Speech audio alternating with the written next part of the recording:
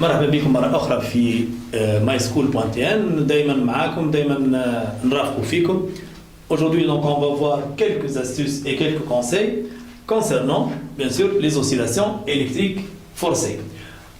En ce qui concerne ces oscillations électriques forcées, on va commencer tout d'abord par le premier cas, comment distinguer les chronogrammes d'un graphe. Donc lorsqu'il me donne un graphe et qui renferme deux chronogrammes, comment distinguer les chronogrammes.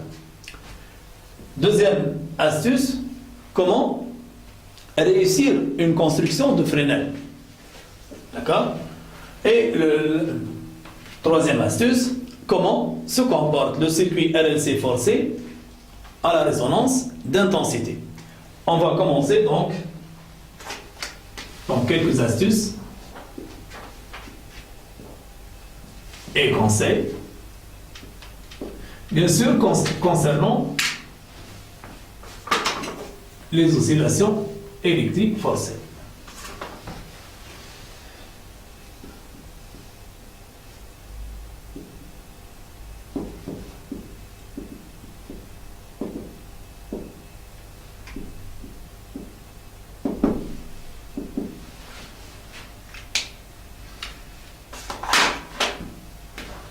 Donc, premier cas, comment distinguer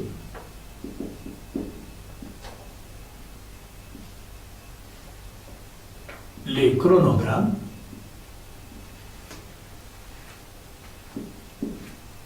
d'un graphe.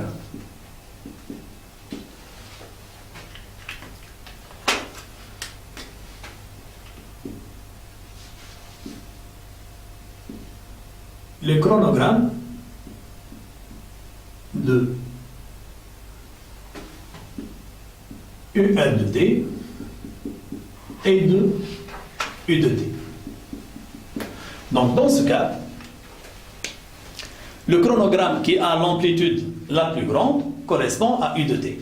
Donc le chronogramme qui a l'amplitude la plus grande correspond à U de T. Pourquoi? Parce que on a généralement Z est supérieur à R.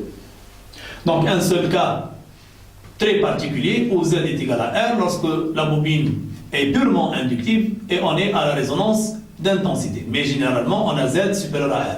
Si on multiplie Z par IM, on trouve Z IM supérieur à grand R IM. Donc UM est supérieur à URM. Donc le chronogramme qui a l'amplitude la plus grande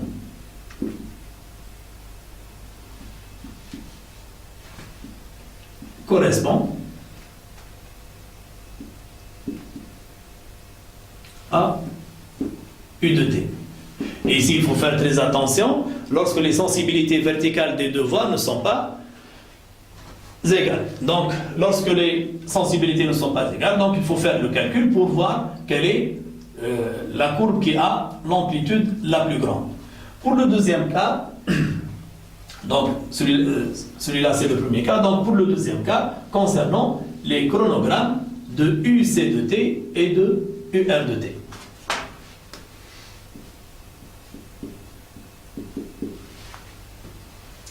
On a, lorsque le circuit, bien sûr, on renferme des résistances, on a toujours U de T et on avance de phase par rapport à UC de T. Pourquoi? Parce qu'on a phi U moins phi I est toujours compris entre pi sur 2 et moins pi sur 2. On peut voir ça à partir des constructions de Fresnel. Mais phi I, c'est phi UC plus pi sur 2. Donc ça sera phi U moins phi UC plus pi sur 2, compris entre pi sur 2 et moins pi sur 2. Donc on aura phi U moins phi UC moins pi sur 2, compris entre pi sur 2 et moins pi sur 2, ce qui nous donne phi U moins phi UC entre pi est 0. Ça veut dire que U de t est toujours en avance de phase par rapport à UIC de t. Donc dans ce cas, le chronogramme qui est en avance de phase correspond à U de t. Donc pour ce cas, le chronogramme correspond à U de t, c'est le chronogramme qui est en avance de phase. Donc troisième cas, concernant le UB et U de t. Donc pour UB de t et U de t, on a UB de t est toujours en avance de phase par rapport à U de t. UB de t est toujours en avance de phase par rapport à U de t. Pourquoi? Parce que si on regarde le cas d'un circuit, par exemple, inductif. Ici, on a le grand R IM, ici, on a le petit r IM, ici, le L oméga IM, comme vous le savez, ici, le IM sur C oméga, et ici, le UM. Voilà le vecteur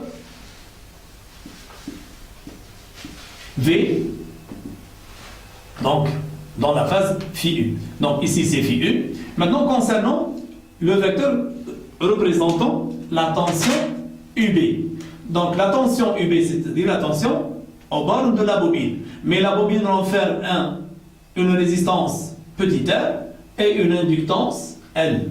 Le vecteur qui représente la tension UB est celui-là. Voilà le vecteur qui représente UB. Donc ici c'est UB max. Mais ce qui m'intéresse maintenant, c'est le phi UB.